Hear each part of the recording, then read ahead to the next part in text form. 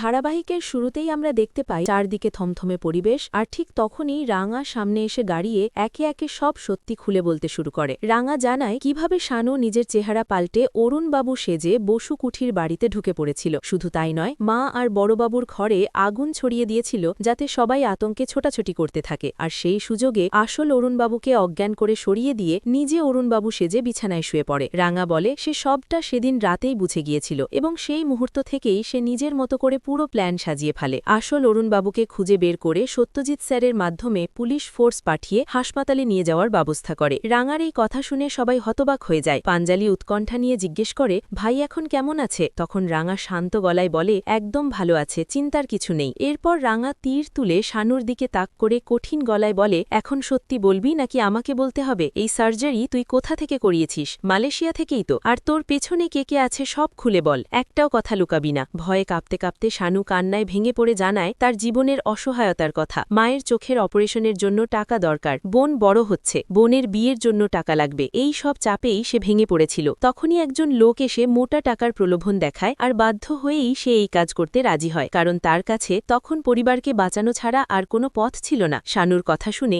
রাঙা বলে সে সব বুঝতে পারছে, কিন্তু এখন তাকে আবার মালয়েশিয়া যেতে হবে চেহারা ঠিক করার জন্য, এবং আদালতে নিজের মুখে সব সত্যি বলতে হবে। কোর্টে দাঁড়িয়ে একটাও মিথ্যে বলা চলবে না। ভয়ে শানু মাথা নেড়ে রাজি হয়ে যায়। এই সব শুনে সভ্য ক্ষোভের সঙ্গে বলে, বৃন্দা বসু ইচ্ছে করেই মালয়েশিয়া গিয়েছিল যাতে শানুকে দিয়ে এই জঘন্য কাজ করিয়ে শাস্তি এমনভাবে দেয়া যায় যে 10 বছরের আগে কেউ জেল থেকে বেরোতে না পারে। এরপর দৃশ্য বদলে আমরা বসু কুঠির বাড়িতে পৌঁছাই। সেখানে ময়না ঘরের পর ঘর, বারান্দা সব জায়গায় খুঁজে কাউকে না পেয়ে আতঙ্কিত হয়ে ড্রয়িং রুমে নেমে আসে। ঠিক তখনই সত্যজিৎ পুলিশ ফোর্স নিয়ে বাড়িতে ঢুকে নির্দেশ দেয় ভালো করে সব জায়গা তল্লাশি করতে। ময়না জানায় বড় বৌদি কোথাও নেই, সে নিজে সব জায়গা খুঁজেছে। একটু আগেও বড় বৌদিকে দেখেছিল, কিন্তু সারাদিন সে অস্থির ছিল, এক জায়গায় বসতে পারছিল না, বারবার পায়চালি করছিল, ফোনে কারো সঙ্গে জোরে জোরে কথা বলছিল, আর তারপরই বাড়ি থেকে বেরিয়ে যায়। তখন রাঙা এসে বলে বৃন্দা বসু আগেই বুঝে গিয়েছিল তার সব প্ল্যান ভেস্তে গেছে, তাই সে ভয়ে পালিয়েছে। তবে শানুর মা আর বোনকে সে অনেক দূরে নিরাপদ জায়গায় পাঠিয়ে দিয়েছে, কারণ বৃন্দা ধরা পড়লে ওদের ক্ষতি করার চেষ্টা করতে পারে। এরপর সত্যজিৎ মনে করিয়ে দেয় আজ ঝুমুরের কোর্টে যাওয়ার দিন। তখন রাঙা বলে পুলিশ ফোর্স দিয়ে ঝুমুরকে খুব সাবধানে আনতে হবে। সে জানে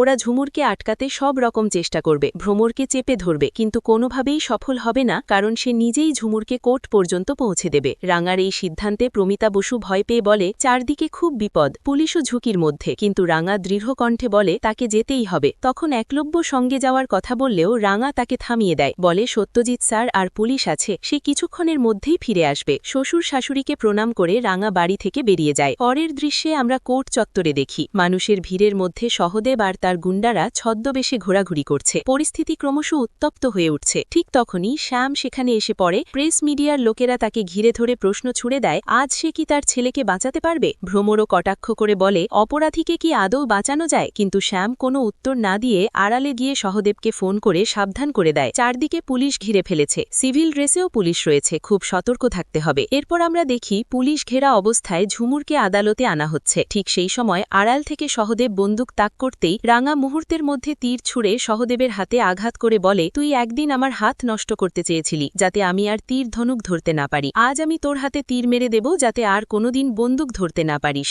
সঙ্গে সঙ্গে পুলিশ এসে সহদেবকে গ্রেপ্তার করে নিয়ে যায়। এরপর আদালতের ভেতরে ঝুমুর বিচারকের সামনে ভিডিও প্রমাণ দেখিয়ে ঘটে যাওয়া সমস্ত অসভ্যতার কথা খুলে বলে। তার বয়ান শুনে শ্যামের ছেলেকে পুলিশ গ্রেপ্তার করে নিয়ে যায়। রাগে ফেটে পড়ে শ্যাম তার অ্যাডভোকেটকে দোষারোপ করলে অ্যাডভোকেট জানায় ভিডিও প্রমাণের পর কেস তার হাতের বাইরে চলে গেছে, কিছু করার নেই বলে সে সরে যায়। ঠিক তখনই রাঙা সামনে আসলে শ্যাম হুমকি দেয় সে বদলা নেবেই। উত্তরে রাঙা ঠান্ডা গলায় বলে বদলা নেওয়ার মতো অবস্থায় থাকলেই বদলা নেওয়া যায়, আজ তোর ছেলেকে জেলে পাঠিয়েছি, এবার তোর পালা।